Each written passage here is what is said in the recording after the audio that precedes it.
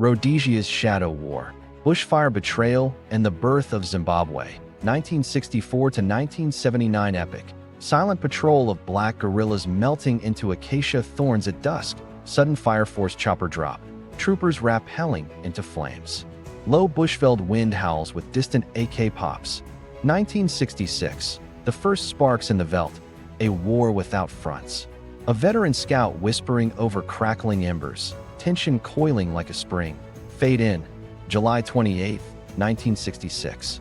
The eastern highlands of Rhodesia. A golden veldt where baobabs claw the sky like ancient sentinels. 5 Zapu guerrillas, fresh from Soviet crates in Zambia, creep toward a remote farm. Their AK-47s, heavy as grudges, glint under the moon. At Kalundaga's store, they strike. Grenades shatter the night, rifles spit fire. A white shopkeeper crumples. 2 black clerks join him in the dust. Not conquest, but a signal, a shadow falling over the self-proclaimed breadbasket of Africa. This is the Rhodesian Bush War, the Kimuringa II. 15 years of whispers in the thatch, ambushes from the Mopane, and a white redoubt crumbling under its own weight. Ian Smith's Rhodesia, 250,000 whites lording over 6 million blacks, defies the world with UDI's thunder. But in the shadows, Zipra and Zamla rise. Komu's lions from the north, Mugabe's flames from the east. 30,000 dead by the end, a generation scarred. No parades, only pyres. This is the story of Betrayal's Bushfire, a war that birthed Zimbabwe from the ashes. Ian Smith's pipe-clenched jaw, Komu's towering frame, Mugabe's bespectacled steel. UDI crowds cheering in Salisbury, empty supermarket shelves under sanctions.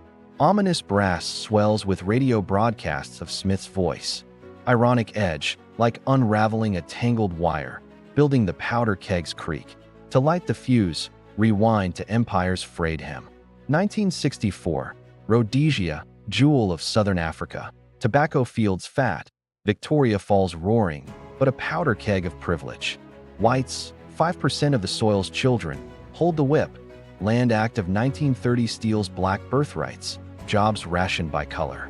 Harold Wilson's Britain dangles independence. 1 man, 1 vote the price. Ian Smith, 45, tobacco baron turned PM, box. Not in 1,000 years, he snarls in Parliament, pipe smoke curling like defiance. November 11th, 1965, UDI. From Government House in Salisbury, now Harare, Smith signs the Unilateral Declaration of Independence. UDI's echo mocks America's 1776. Crowds surge, flags wave, but London freezes assets, UN slaps sanctions. Oil dries up, Ford factories idle. Rhodesia hunkers, Seleuqui's ferrochrome smelters glow in secret. South Africa's Forster winks contraband across the Limpopo. Black nationalists, Zapu's Joshua Komu, the gentle giant with a lawyer's tongue, exiled in Zambia, licks wounds from 1963's crackdown. Zapa banned, 600 jailed in Gonos after Wanky raids. Enter the split. 1963, ZANU births from Zapu's womb, Mugabe, the bookish teacher, and Sithol's firebrand zeal. Dar es Salaam, Soviet AKs for Komu, Chinese Maoist manuals for Mugabe. But the bush slumbers. 1966, Zapu's first poke, Kalundaga's blood wakes the beast. Smith mobilizes the Rhodesian African Rifles, black troops in white command, patrolling in Unimogs. Terrors, they dubbed the insurgents, terrorists to Salisbury, freedom fighters to the world. The shadow war creeps, sabotage at power lines, whispers in beer halls. By 68, 200 incursions, guerrillas vanish into the granite koppies, leaving booby-trapped pamphlets. 1 settler, 1 bullet. The veldt tenses. Zamla infiltration across Zambezi, swimmers hauling RPGs, Fire Force heliborne assaults, Alouettes disgorging troopers into killboxes. Intercut horror, scorched earth farms, mass graves at Kamoyo, child recruits with bandoliers. Sound, chopper rotors thump, AK chatter, Bushveld birds fleeing chaos. Climax with Pearl Harbor ops raid. Urgent pulse, short, sharp bursts for skirmishes, lingering dread for atrocities. Paint the guerrillas' grit and troopers' terror. 1972, the spark to inferno. Zamla's protected villages test. 8 white farms hit in Centenary, north of Salisbury. Mugabe's boys, 200 strong, slip from Mozambique's Tete province. Portuguese dying in Lisbon's Carnation Revolution opens the flood. They don't hold ground, they haunt. Mines on roads claim Land Rovers. At night, axes fell power poles. Smith counters with the Sealess Scouts, black trackers in whiteface, pseudos in villages sowing terrorist paranoia. RSF swells, 10,000 whites conscripted, black auxiliaries 80% of the grind. Escalation's venom, Operation Hurricane, 73, cordons around Mount Darwin. But guerrillas adapt. Zanla's maize strategy, blend with peasants, strike soft. 1974, Mozambique falls to Frelimo. Tete's bases bloom. Kimoyo, Nyazonia, 5,000 cadres drilling to Mao's beat. Komu Zipra, from Zambia's Victoria Falls, plays long game. Soviet Samsgard camps, but internal feuds fester. Nhari mutiny in 74 sees 13 Zanla hanged for softness. The RSF's blade, Fire Force, 74, Lieutenant Colonel Ron Reed Daly's brainchild. Alouette choppers, 32 troopers per stick, par drop into hot LZs. Contact. Break left. Radios crackle, stopper seal escapes. At Sonoya, 76, 17 Zipra wiped in minutes. But shadows bite back. Altina Farm, December 77, Zanla's midnight raid, 12 farmers hacked, throats slit in beds. Retaliation's fury, Operation Dingo, November 77, 1,200 RSF cross into Mozambique. Mirage's strafe Kimoyo, 1,200 dead, including medics. Collateral, Salisbury shrugs. Nyazonia, 300 more, bodies bulldozed.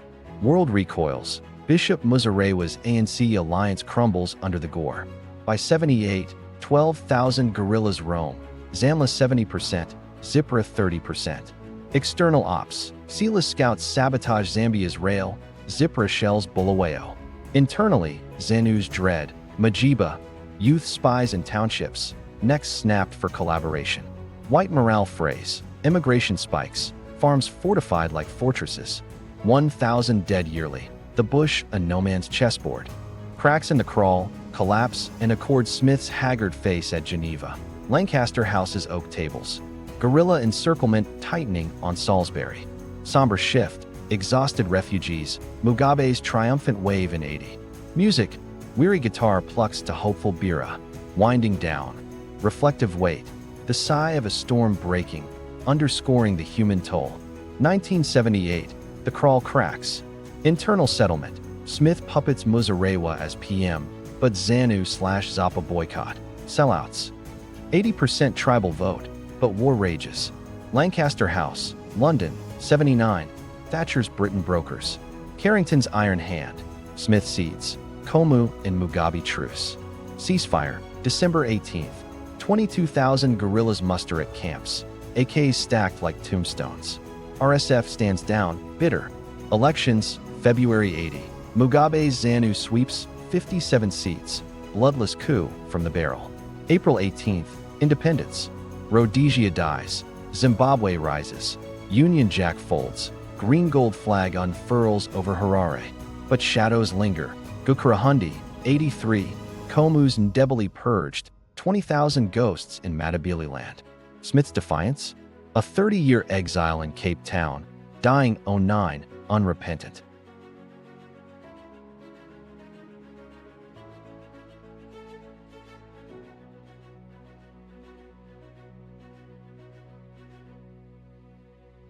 Farms fallow, economy's thorns. But Zimbabwe endures. Mugabe's iron fist yields to hope's murmur. What if Smith bent? If Komu and Mugabe bridged sooner? The Bush War's lesson. Shadows consume the defiant. If this Velt Vigil gripped you, smash subscribe. We'll stalk more African phantoms. Next, Ethiopia's fascist stand? Drop shadows below. Sources pinned. Honor the hush. Pambari in Ikimurenga.